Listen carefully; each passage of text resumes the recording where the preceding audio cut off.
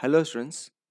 Gravitation के अंदर अब तक हमने ग्रेविटेशन फोर्स देखा, इसके अलावा gravitation field, gravitation potential energy and gravitation potential को स्टडी किया। लास्ट सेशंस के अंदर हमने एस्केप वेलोसिटी को स्टडी किया। अब हम देखेंगे ग्रेविटेशन के सेकेंड पार्ट में, जिसमें हम देखेंगे मोशन ऑफ सैटेलाइट। इसमें हम देखेंगे कि एक प्लैनेट के अराउंड सैटेलाइट जो है वो कैसे एक पर्टिकुलर फिक्स ऑर्बिट के अंदर रेवोल्यूट हो पाता है, किस तरीके से एक सैटेलाइट जो है वो एक प्लैनेट के अराउंड घूमेगा।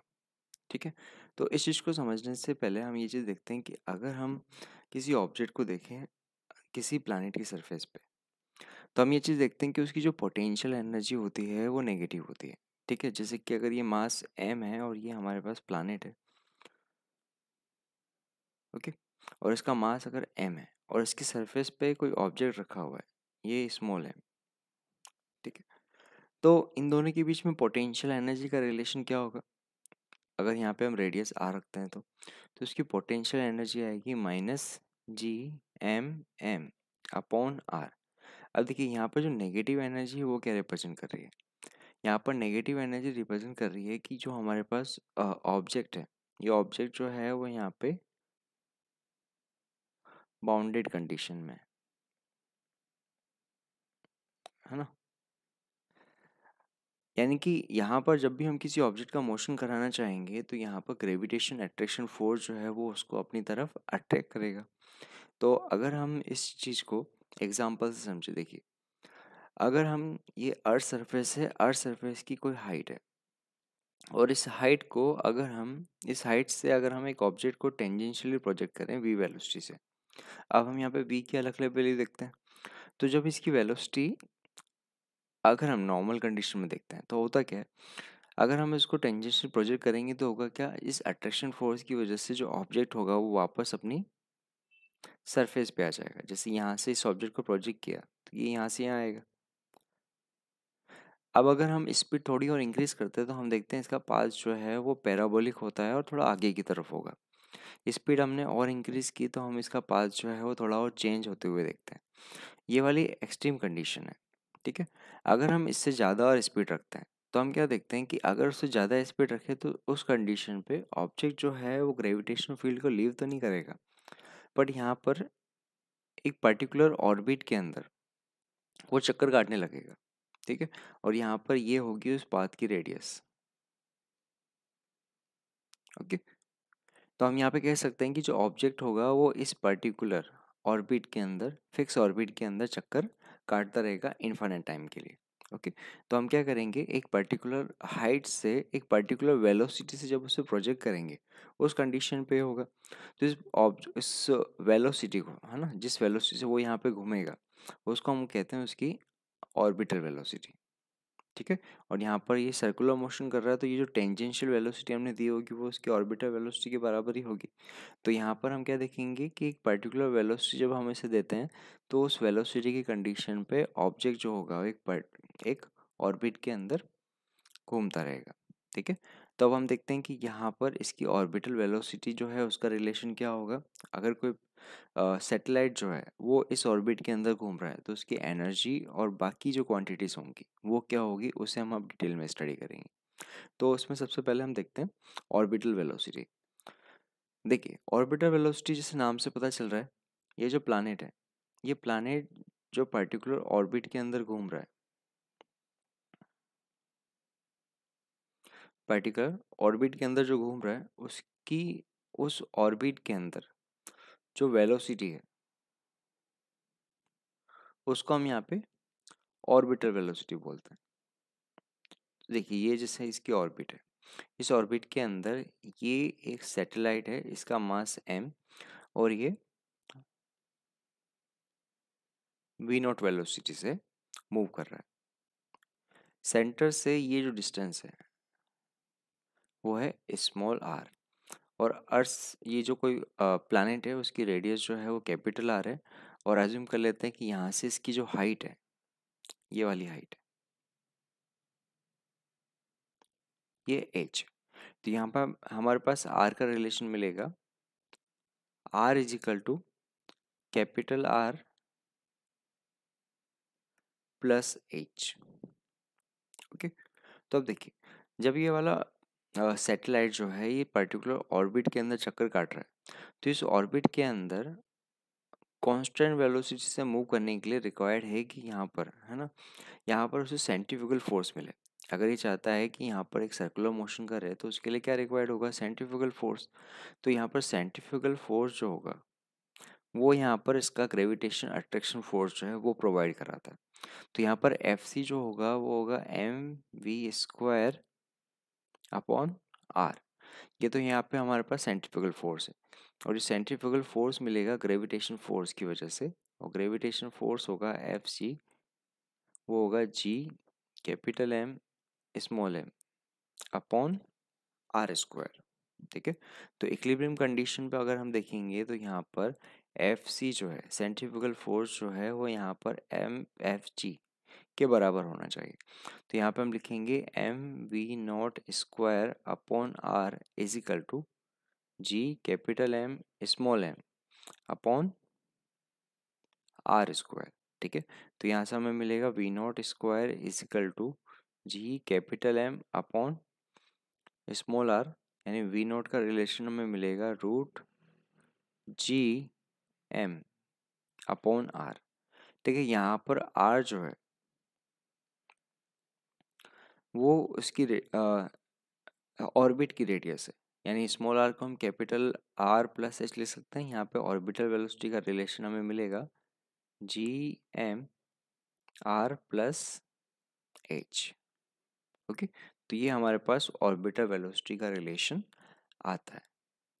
ऑर्बिटल वेलोसिटी को अगर हम अदर फॉर्म में देखें, यानी ऑर्बिटल वेलोसिटी को हम ग्रेविटेशन एक्सलेशन के रिलेशन में देखें, तो उसमें हम क्या कर सकते हैं, तो एक काम करते हैं, ये जो रिलेशन हमें मिला था जी एम अपॉन आर, इसमें ऊपर और नीचे जो है वो आर का मल्टीप्लाई कर देते हैं।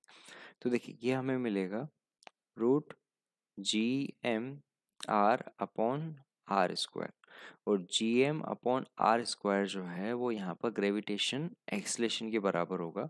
तो हम लिख सकते हैं जी आर।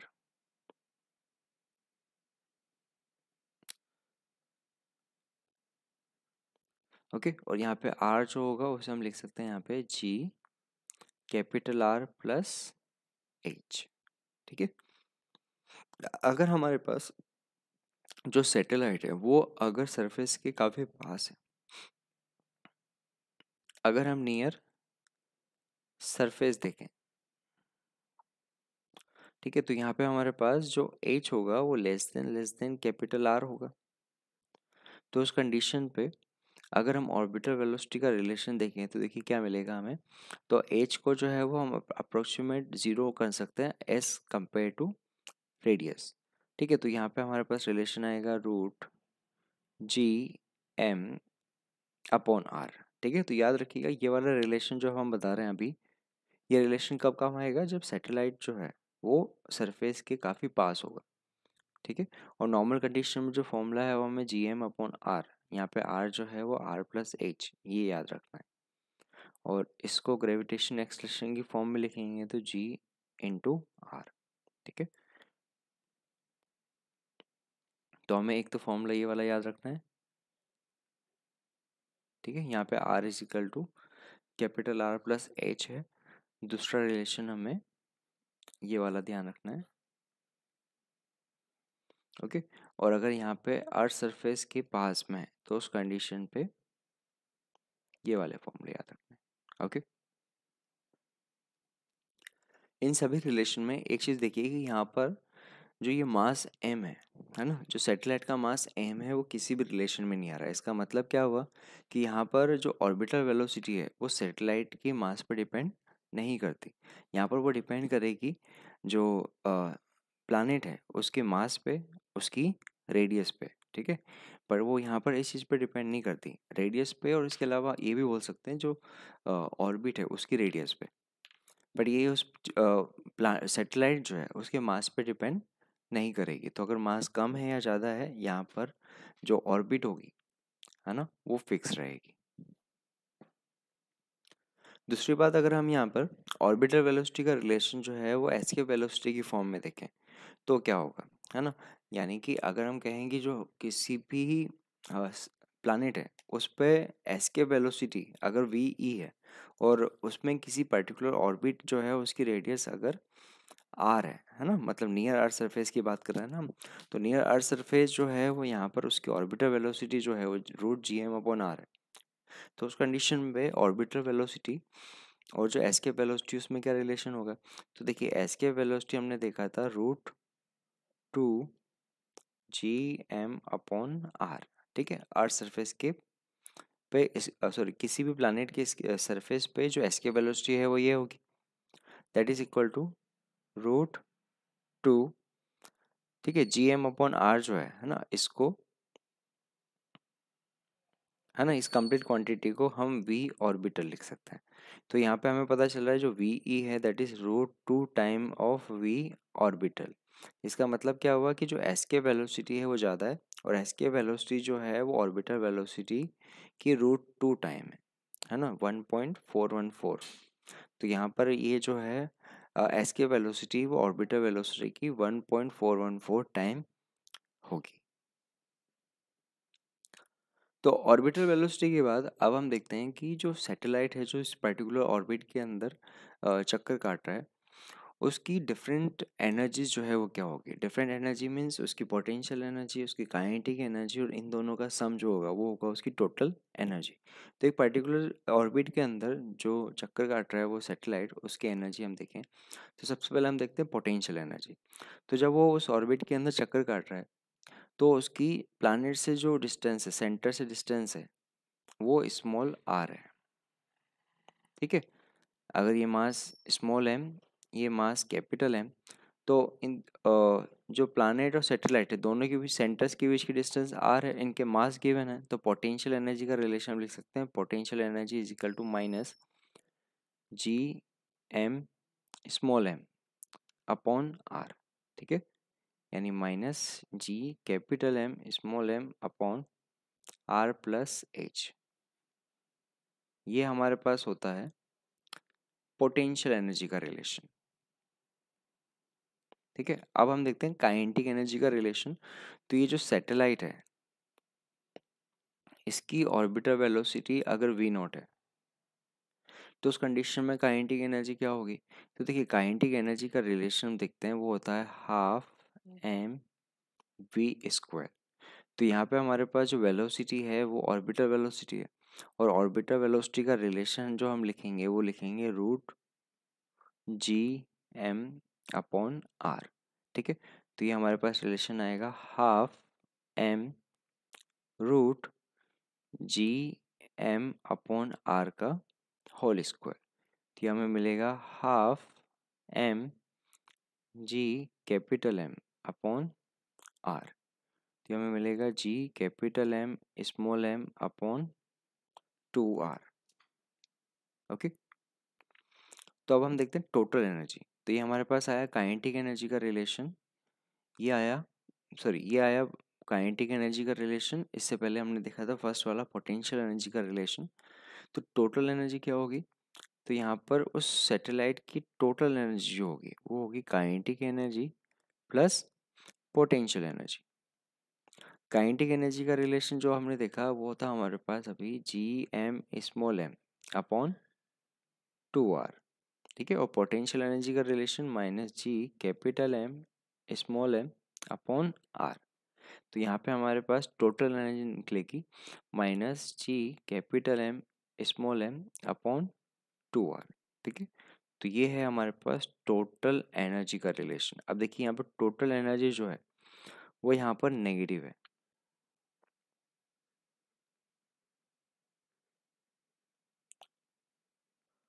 टोटल एनर्जी यहाँ पर नेगेटिव है। तो टोटल एनर्जी नेगेटिव होने का मतलब क्या हुआ कि यहाँ पर जो सैटेलाइट है वो जो प्लानट है उसकी ग्रेविटेशनल फोर्स जो है उसके अंडर में, यहाँ पर जो सैटेलाइट होता है उस पर ग्रेविटेशन का अट्रैक्शन फोर्स होता है वो यहाँ पे बाउंडेड कंडीशन में।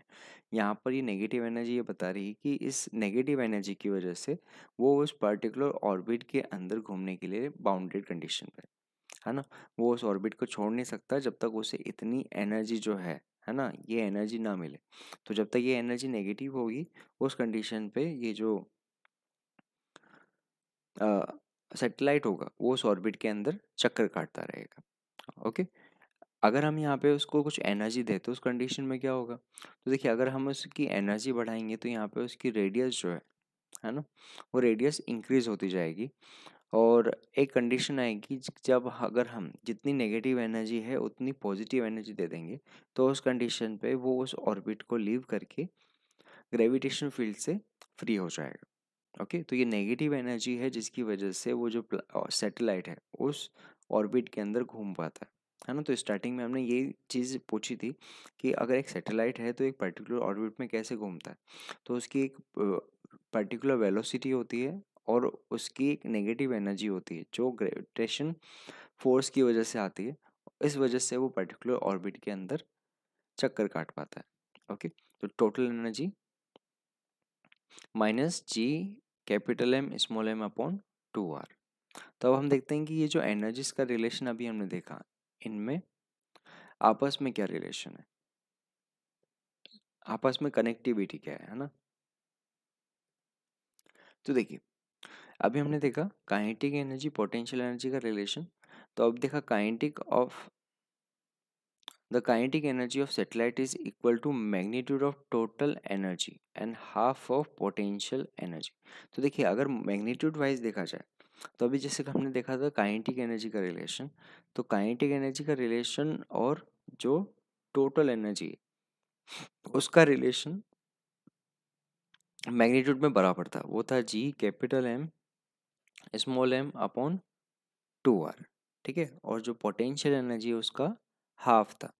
यानी अगर किसी क्वेश्चन में हमें बोला जाए कि बताइए कि अगर टोटल एनर्जी जो है वो गिवन है तो उसकी पोटेंशियल एनर्जी कितनी होगी या काइनेटिक एनर्जी कितनी होगी, तो इस रिलेशन से हम फाइंड कर सकते हैं।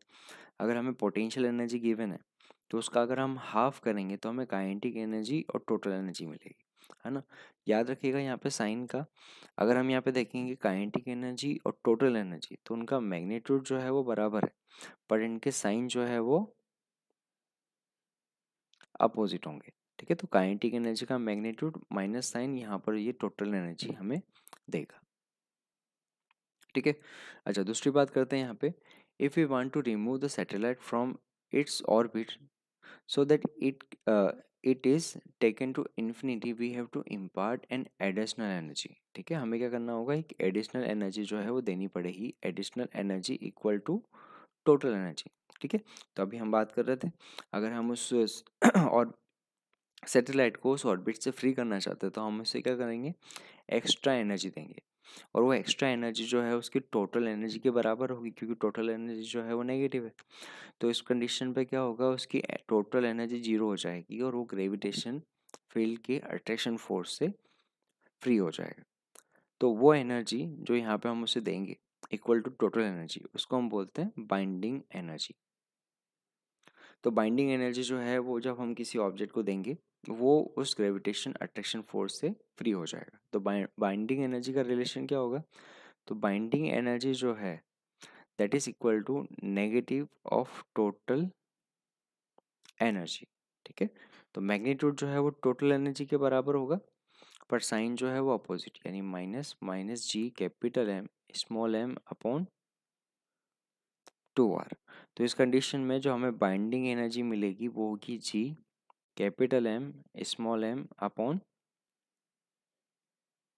2r। ठीक है, तो सैटेलाइट के लिए बाइंडिंग एनर्जी हमें इतनी मिलेगी। तो आगे हम देखते हैं trajectory of object projected from point A direction of A be with different velocities. तो अभी हमने देखा कि अगर ये वेलोसिटी जो है वो ऑर्बिटल वेलोसिटी के बराबर है तो वो एक पर्टिकुलर ऑर्बिट के अंदर चक्कर काटेगा, यानी ये वेलोसिटी जो है वो रूट जी आर अगर है। ठीक है, तो ये हमारे पास इसकी ऑर्बिटल वेलोसिटी है, तो इस कंडीशन पे तो पर्टिकुलर ऑर्बिट में चक्कर काटेगा, ये हमने देखा। बट अगर हम यहाँ पे वेलोसिटीज़ की डिफरेंट डिफरेंट वैल्यू रखें तो उस कंडीशन पे जो सैटेलाइट है उसका जो पाथ है वो भी अलग आएगा। ठीक है, तो अब हम देखते हैं कि जब हम वेलोसिटीज़ की वैल्यू अलग अलग रखते हैं तो उस कंडीशन पे जो ऑब्जेक्ट है यानी सैटेलाइट है उसका पाथ कैसा होता है। तो देखिए यहाँ पर सबसे पहला केस देखते हैं कि अगर हमारे पास जो प्रोजेक्शन वेलोसिटी है, प्रोजेक्शन वेलोसिटी जो है वो लेस देन ऑर्बिटल वेलोसिटी है। तो देखिए इसका पाथ जो है वो ये फर्स्ट वाला ये दिखाया हुआ है, ठीक है। तो इसमें हम क्या देख रहे हैं कि ऑब्जेक्ट जो है वो वापस अर्थ सरफेस पे आ रहा है, ठीक है। तो इसका जो पाथ होगा वो एलिप्स होगा, मतलब पार्ट ऑफ एलिप्स होगा, और यहाँ पे ऑब्जेक्ट जो है वो वापस अर्थ सरफेस पे आ जाएगा। ये हमारे पास फर्स्ट कंडीशन हुई, ठीक है।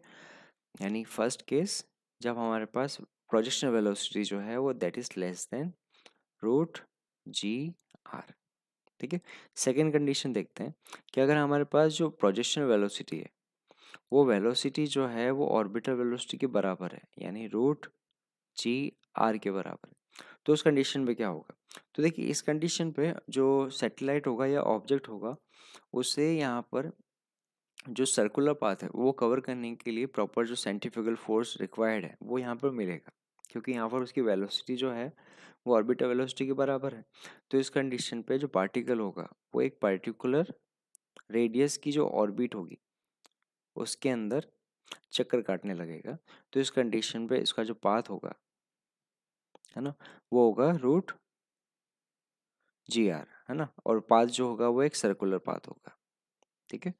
अच्छा थर्ड कंडीशन देखते हैं कि अगर यहाँ पर जो ऑब्जेक्ट है उस ऑब्जेक्ट को जो हमने प्रोजेक्ट किया है उसकी वेलोसिटी जो है वो less than sorry greater than orbital velocity है, ओके, और लेस देन एस्केप वेलोसिटी है। ऑर्बिटल वेलोसिटी मतलब root G R greater than root two G R, okay. तो अगर यहाँ पे जो ऑब्जेक्ट है ना उस ऑब्जेक्ट के लिए अगर वेलोसिटी जो है ना वो इन दोनों के बीच में है, तो देखिए यहाँ पर अभी ऑब्जेक्ट जो है वो अपने पास से फ्री नहीं हुआ है, क्योंकि यहाँ पर अभी भी उसको एस्केप वेलोसिटी जो है वो नहीं मिली है। तो इस कंडीशन पे क्या होगा कि ऑब्जेक्ट जो होगा वो ऑर्बिट के अंदर चक्कर काटेगा, बट इस कंडीशन में उसकी ऑर्बिट जो होगी वो सर्कुलर नहीं होगी, है ना। अब इस कंडीशन में उसकी ऑर्बिट जो होगी वो एक इलिप्स होगी, है ना। तो यहाँ पर अब हमारे पास जो सैटेलाइट है, सैटेलाइट का पाथ जो है वो इलिप्टिकल होगा, और यहाँ पर जो हमारे पास जो हमारा प्लैनेट है वो प्लैनेट उसकी वन ऑफ फोसी पे होगा, है ना। ये इलिप्टिकल पाथ है तो उसके दो फोकस होते हैं।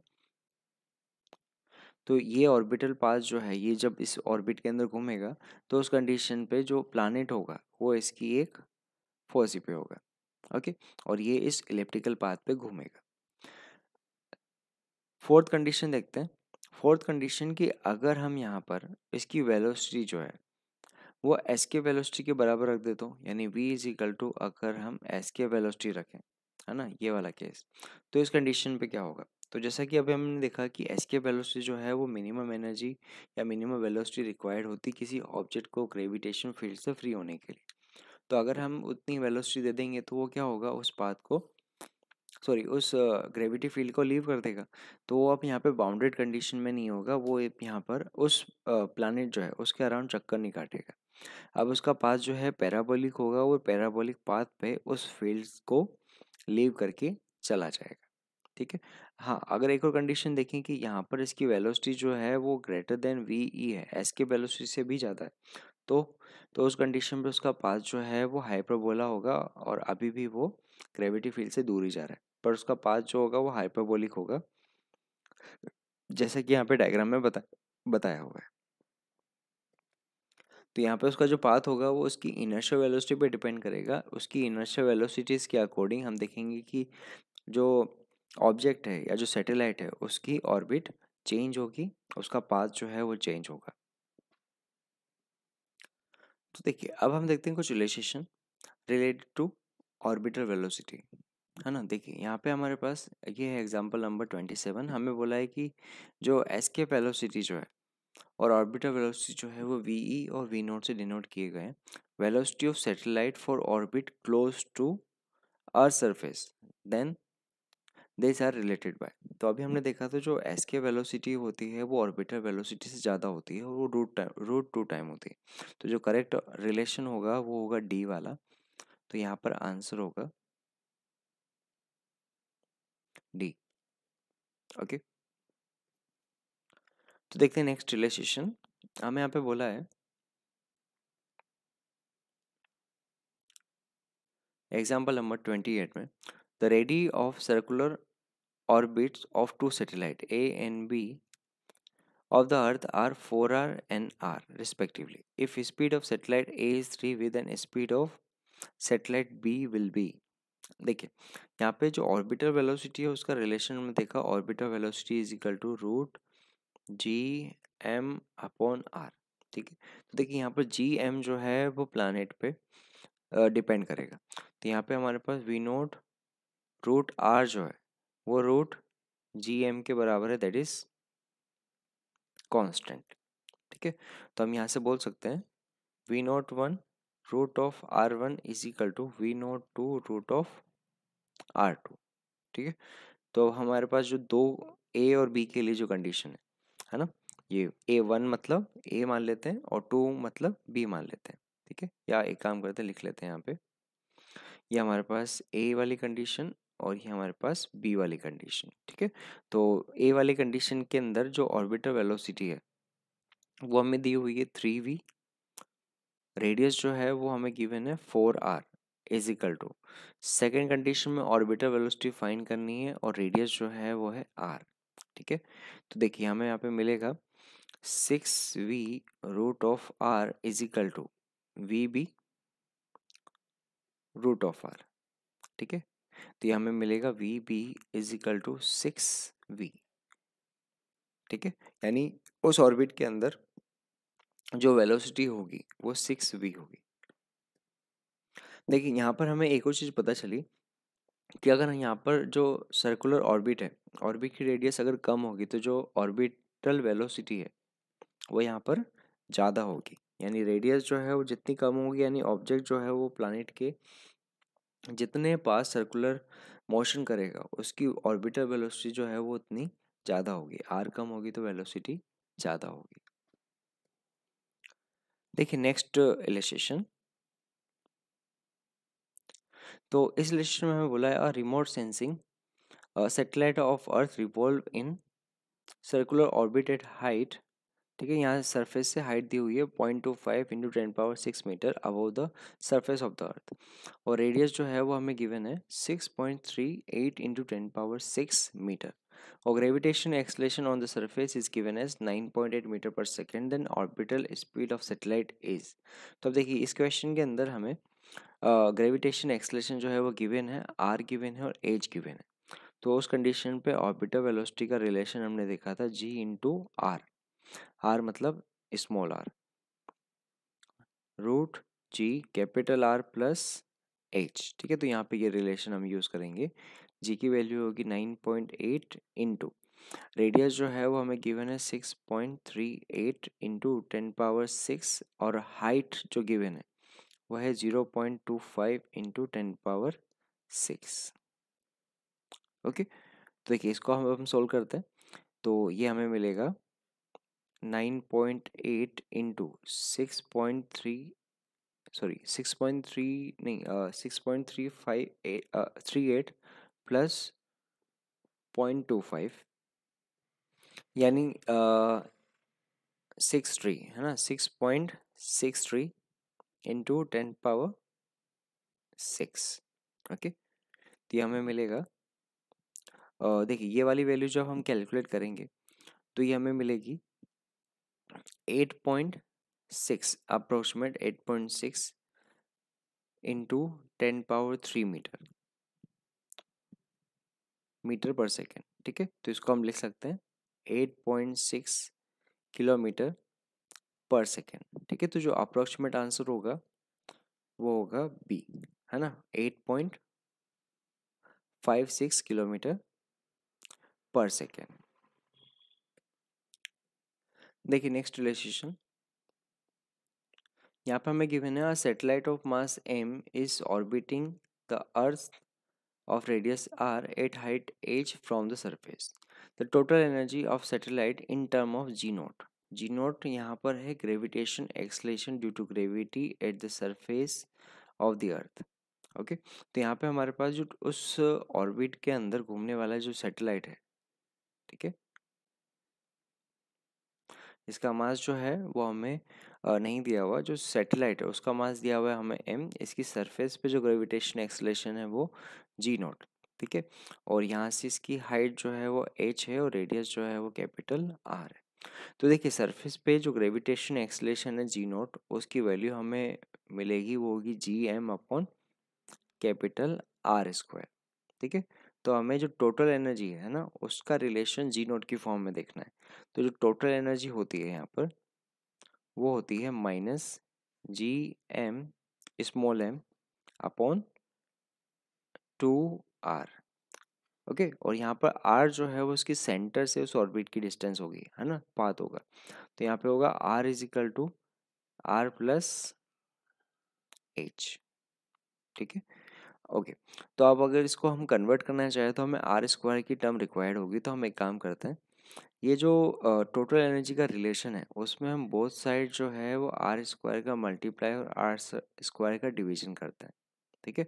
तो देखिए इसको अब हम लिख सकते हैं minus G capital M upon R square into small M R square upon 2r, okay. तो देखिए G M upon R square जो है उसको हम लिख सकते हैं G not into M upon R square upon 2, और आर जो है उसको हम लिखेंगे कैपिटल आर प्लस एच। तो यहाँ पे हमें रिलेशन मिलेगा minus M G naught R square upon 2r plus H. यानी यहाँ पर हमारे पास जो टोटल एनर्जी जी नॉट की फॉर्म में ग्रेविटेशन एक्सलेशन की फॉर्म में आएगी वो ये आएगी। तो देखिए इसके अकॉर्डिंग कौन सा ऑप्शन जो है वो करेक्ट होगा। वैसे तो अगर हम देखें तो दो ऑप्शन जो हैं वो ऑप्शन ए और ऑप्शन सी जो है वो वैसे कैंसिल आउट हो जाते हैं, क्योंकि यहाँ पे टोटल एनर्जी जो है वो पॉजिटिव में दी हुई है और हमें पता है टोटल एनर्जी जो है वो नेगेटिव होती है, ओके। तो ये दो ऑप्शन तो हमने पहले हटा दिए, और जो हमने कैलकुलेट किया है उसके अकॉर्डिंग जो करेक्ट ऑप्शन होगा वो होगा बी।